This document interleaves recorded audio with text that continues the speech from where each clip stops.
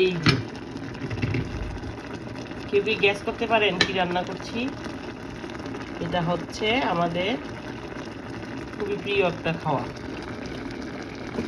এই যে আমি খুব পছন্দ করি। এই দেখেন, এই যে এরকম করে দিলেই কাটা উঠে যায়। সো আমি এটাকে আর একটু সেদ্ধ করবো। আজকেটা রান্না করছি মিক্স সব কিছু দিয়ে।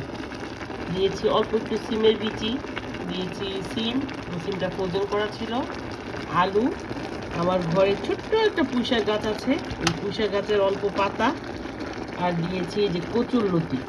মিক্স করে রান্না করছি। আর শুটকির মজা হচ্ছে এরকম ছোট চিংড়ি দিয়ে দিবেন। আমি আগে সব কিছু কষাবো, তারপরে ঝোলের পানি দিব। এই হচ্ছে শুটকির রেসিপি, খুবই মজা। এই যে দেখেন কাটা এরকম করলেই উঠে যাবে, কাটা ফেলে দিব একদম।